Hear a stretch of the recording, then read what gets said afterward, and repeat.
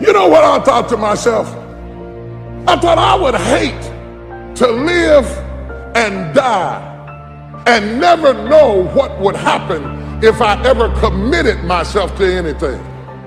Some people have never thrown their whole self at nothing. Not at school, not at work, not at marriage. Oh my God, you've had 1 foot in and 1 foot out of every dream all of your life, and you've never seen what you could be if you ever really connected and threw everything. And that's what's going to make your death so sad. That's what's going to make it so sad, is that you never lived first. You never fully engaged. You never fully studied. You never fully invested in anything or anybody. You want to get something that you are not willing to give. You have never been joined. You just wore the dress, got the plaque, they threw the rice, you took the job, but you've never seen what you could be if you threw your whole self at your dream. Reciprocity.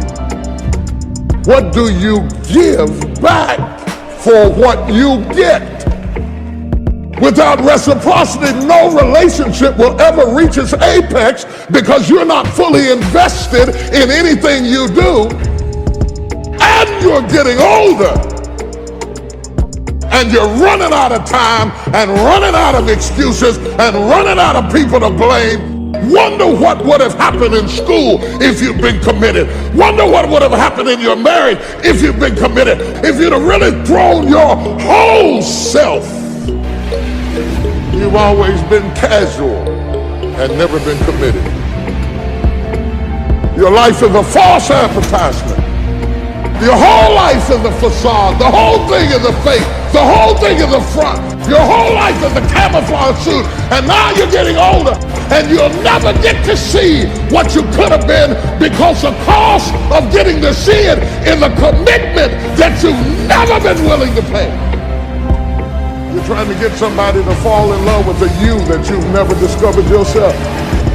You come to the altar and you raise your hand and you say, Lord, I give myself to you, but you don't. You marry somebody and say, you can count on me, I'll be there through the thick and the thin, for better, for worse, for richer and poor, in sickness and health. You didn't mean it. Half studied, half worked, half labored, and then wonder why I thought I'd be further than I am at the age. Let me tell you why you are not further. It is not the devil, it is not witches, it is not demons, and it's sure God ain't haters. You are not any further than where you are right now, because you have never thrown your whole self at anything in your life. And you think greatness goes on sale, but true quality never goes on sale. Greatness costs what it costs. Decide that you're going to become the active force in your life. Decide that you're not going to go through life feeling like a victim. Decide that when things become challenging, and they are, that you're not going to personalize it, that you're going to look at it and you do whatever you must do in order to work things out and learn from it. Learn from it. That's the key. Promise yourself you'll read the books until your skills change. You'll go to seminars until you get a handle on it. You'll listen to it until it makes sense.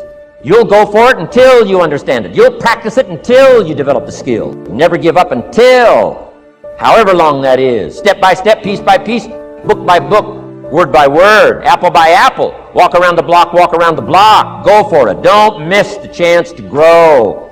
And resolve that you'll pay the price until you learn, change, grow, become.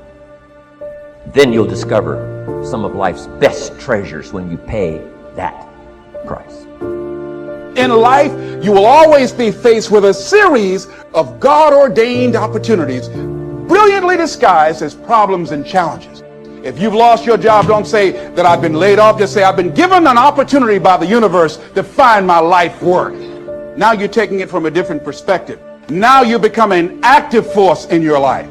Now you are the one, rather than running from things as they begin to change, you become a change driver. because you know that you've got the power within you to make the difference. This force, this power, this energy that you have, that's more powerful than anything that can ever happen to you. You're more powerful than your circumstances or anything that you can experience right now. Decide that you're going to commit yourself to act on your ideas, to become happy. Commit yourself to live your dream. Commit yourself to become the architect of your future.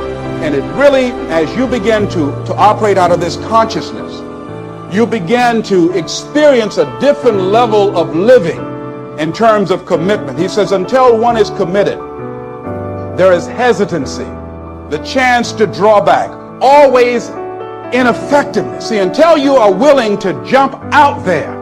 Somebody asked me, how do I do that? I said, no. You don't need any answers now. You need to make the commitment. Once you make a commitment, then life will give you some answers. You can't decide just going to sit on the side of the pool and just stick your toe in. No, you've got to be willing to make the leap. Most people don't want to do that.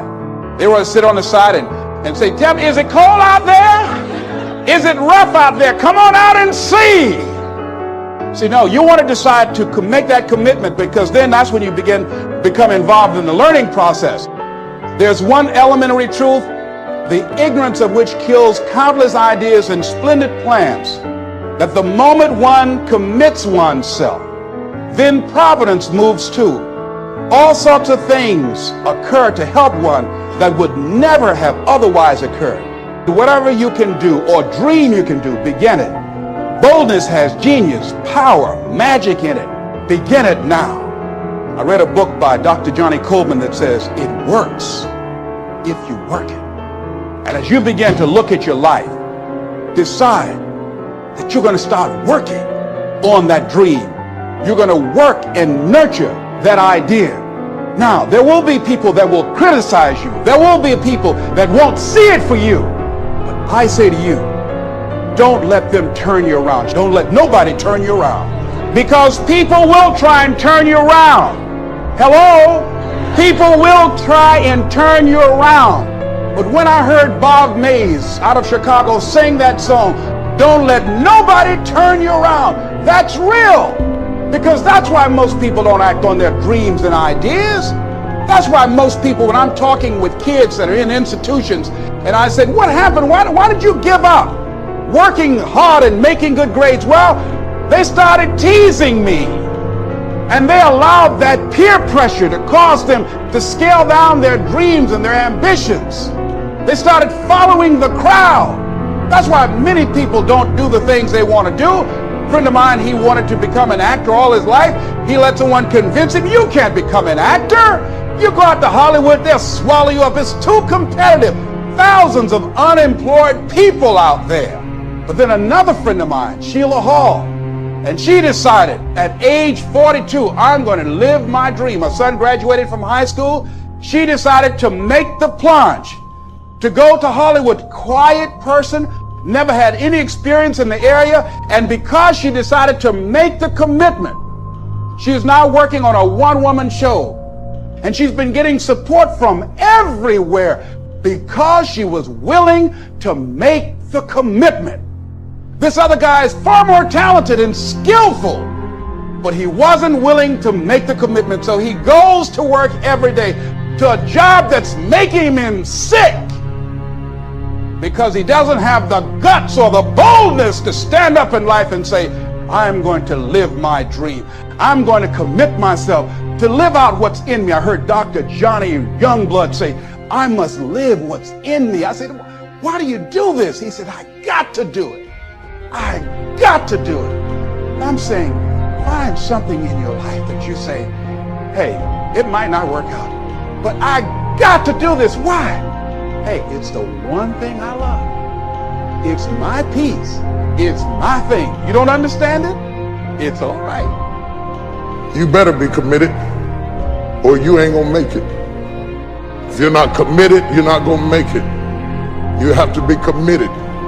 Through the storm and the rain and the heartache and the pain and the disappointment, you have to believe in the we and the us and not the me and the you, or you're not gonna make it. It's a commitment. It's not a feeling. Y'all don't want to hear real truth. You want to hear fairy tale, Hollywood, shake and bake stuff. But in reality, it's a commitment.